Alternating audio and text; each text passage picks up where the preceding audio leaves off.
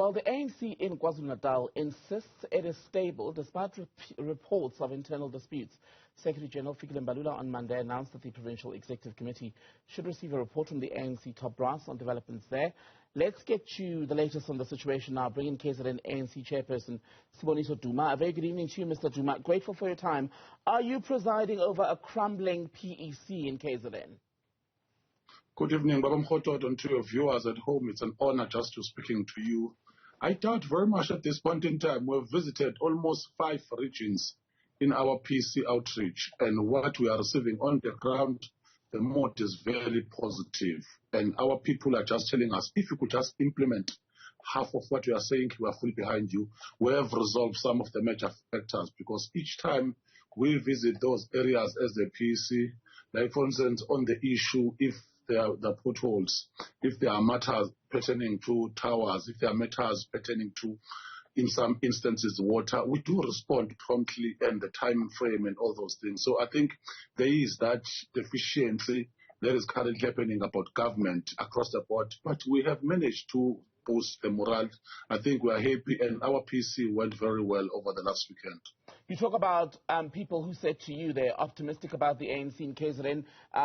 They said you can implement just half of what you've promised. You know, that'll be good. But that's not going to be good enough, because at the moment, the IFP is making inroads, and that is a very real threat for yourselves as the ANC if you wish to hold on to KZN next election in 2024. To be honest with you, my brother, I doubt very much. I hear this sentiment of blowing IFP out of their proportion. IFP is a divided organization that they have led KwaZulu-Natal. They have failed dismal. In fact, you know, they are known for brutality in the province of KwaZulu-Natal. They are known for a lot of massacres. So I doubt very much. Yes, we have not done some of the things concretely, but yes, our people, as I'm already told, we have just announced at legislature that Imali Zinduna is going to be given to us. We've met Amakosi and Zinduna. They are very happy. We've played a critical role within Ndlunkulu, which is why over the weekend as well, we have resolved that one of our major king, King Dinuzulu, will be honored, who was the honored president of the ANC. So the honorarium of such a state it will be critical for us. So we'll be celebrating him. And I'm sure you also heard that in the legislature, we raised the principle that KwaZulu-Natal attracts a lot of tourists. KwaZulu-Natal attracts a lot of investment. And King Zwelithini Kudwili has played a major role. So he deserved a lot of some accolades in our communities. Then we've resolved that we are going to give him a statue in the legislature. Are you hoping that the royal family and traditional leaders will be what helps the ANC in KZN hold on to its political majority? I'm sure this history is well known that in 1912, ANC was galvanized strategy of being anchored by Amakosi, as we are saying that King Dinuzulu contributed, King Letsiye, King Mshweshwe. And so it is our duty, and I'm sure at some point in time, King Zwelithini came into our legislature and said that from 2004 onwards, he saw a difference as how we manage the relationship. So we are continuing in that role that was started by Prima and Debele. So the relationship is strong. There is some nice collegiality within Ndlunkulu. But that does not guarantee a win, because at the ballot, it's one person, one vote. So even if a particular chief says to you, I believe in the ANC, it doesn't guarantee everyone in the village or in the locale will vote for the ANC. So your best strategy perhaps might be to just do the basics and get service delivery right. I mean, you were talking earlier about how you're doing things like fixing potholes. They shouldn't be there in the first place. People should not be struggling still in villages for basics such as running water. There's the issue of the electricity crisis in the country, which is also manifesting in KZN. The relationship with Amakosi and the Silo has nothing to do with vote. It's not a boost of some sort. It's a relationship that the ANC is the leader of the society. We lead government. Our voters are on the ground, and we interact with them on a daily basis through job opportunities through service delivery, through other means of addressing socio-economic factors. There are a lot of schools that have been built. I'm sure you know that currently in Durban we're building West Town, the new city that has been built. You know at Richards Bay ITZ what is currently happening. Go to the issue of Durban Trade Port. There are new initiatives. There are a lot that has been done by this ANC. Schools have been built, the clinics have been built. But what is outstanding, even after floods, people are saying that those who have not benefited, let us fast track the process. So that's where we are. And fortunate for us, we've been in the government for 30 years, almost for 30 years in South Africa, and less than that in the province of KwaZulu-Natal. It means that we have started some of the things we have tried, tested, and trusted at the same time. So we are there and we are happy with the progress. The Witness, a publication based in KZN, I'm sure you had seen this report yourself, said that some, in fact, insiders in the organization said that you as the PEC in KZN lack capacity, and until you've built up that capacity, basically you'll have to be, shall we say, micromanaged by National in order to make it past the finish line for 2024. What are you doing to build capacity to ensure that that is not your fate? I hope you listened carefully towards what President said and the SG. They were here for routine purpose, the NWC. They were happy with how we communicate with the structures. They were happy with our outreach program that we are currently doing. They were happy with how we are doing with the stakeholders. They were worried in some instances with the lack of communication.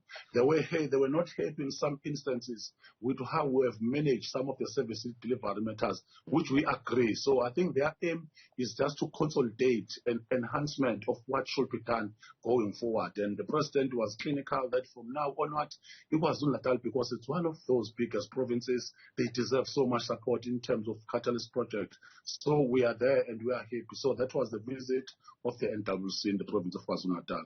But I'm sure you'd concede that a big province such as KwaZulu-Natal that has had so many years of political experience should not need to be overseen or perhaps even supervised and babied by National to pull itself together, which for all intents and purposes appears to be where this is going. I'm sure you are drumming that point, and I've already highlighted to you that there's nothing like that. We are a full-fledged PC, and we've got conveners and the NEC members who are deployed in the province that they are doing their job.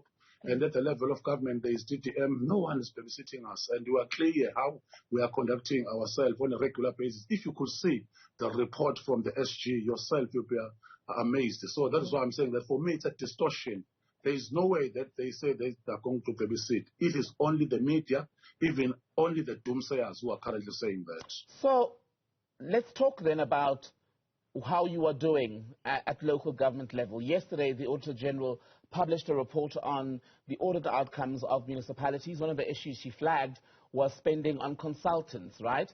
And much of the spending on consultants has been found to have been money that was paid for people who were ineffective, basically were called in to perform basic functions, did not do them well. KwaZulu-Natal spent the most on consultants in the period under review. 48 municipalities racked up 309 million rand. That's what was spent by KZN on consultants.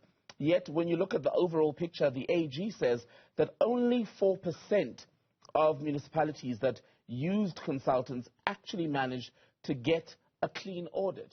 So your municipalities clearly need babying in KZN, whether they are run by the ANC or even the IFP, based on that stat.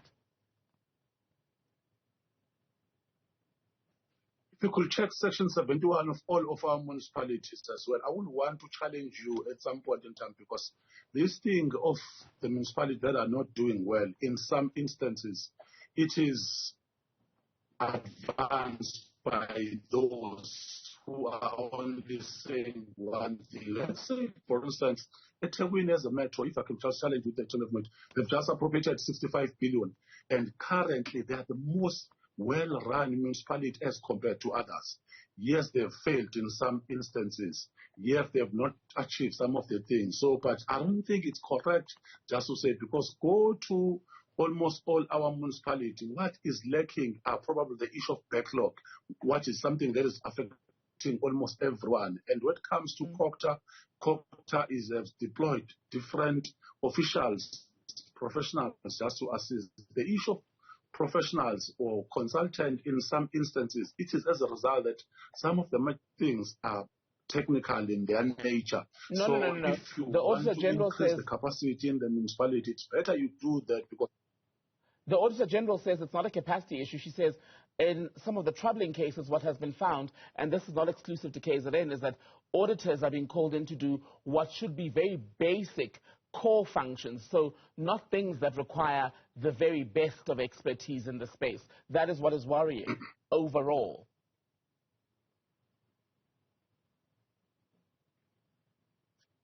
yes, I was already allowing you a space so that I advise. Like, for instance, as you know, that in the finance, there is a series that designed to have internal audit that they are doing on a regular basis, monitoring in-year monitoring and all those things. Yes, in the municipality there are those things, and in fact, in terms of MFMA, it is structured that way. It's just that I'm saying that if we are just going to take this thing, be very generic, you might end up holding shadow. Yes, we are focusing, which is why I'm saying that COGTA in the province has delegated a team in almost all the municipalities across the board, because you will find that, because I wouldn't want to be biased this time, major component in the municipality is the lack of submitting the monthly report. Major matters in the municipality Are you still with is us, the Mr. issue Duma? of financials, which is something that is critical, because it is the... Yes, I can still hear you. Sorry, we lost you there because of a connection problem, but you can finish your point. Oh, yes. So I was just saying that it's true. The reflection in the issue of municipality, there are those challenges that from time to time are being addressed. And the reality is that as the level of province, we are complementing what ought to be done through DDM. And DDM is the model that was outlined by the President which is assisting in the coordination, which is assisting in the issue of intergovernmental relations, because you just sort some of the matters there and there at the level of Spluma, at the level of catalytic project. So we are compatible of the state, although where the municipality are weak, we do whip. And we encourage COGTA MEC, we encourage minister that please deal with those municipalities that are not doing well. Right. Lastly, I want to go back to the issue of the party and internal dynamics. The report I was citing earlier from the past few weeks suggested that Begin Dolo, your provincial secretary, could lose his role as the elections coordinator for the ANC in KwaZulu-Natal. Will he go into this election cycle as the coordinator for KZN? I've worked with Begin Dolo probably since the early 2000s. He's one of the workaholic. He's one of the bravest players we have currently. I'm sure you know that he was running the smallest municipality in the southern belt of KwaZulu-Natal, Kokstad. In the second year, he received a lot of clean audit. He received a lot of accolades. His municipality was then ranked as number 5 in the country. So what more could you ask for? In terms of the ANC, he's currently he's the one who's suggesting that he is visiting, cross-countrying the province and ensuring that all the regional secretariat are meeting through the secretariat and resolving the problem. And we have started even at the level of by-election. So I don't think at this point in time it would be fair enough that you think that Comrade Ndolo will be assisted. I think every election, will he be nationally will send a team. Will he be the one leading it? Will he be the ultimate elections coordinator for you for the election? He is currently leading the provincial election team. He is the one who has started the process. Okay. We started this process in the end of March, so we are there already. He is hitting the ground running. He is on a day-to-day basis on the ground at the office in the visiting regions and doing a lot of groundwork to ensure that we win the elections in 2024. Mr. Siboniso Duma, a pleasure to speak to you, sir.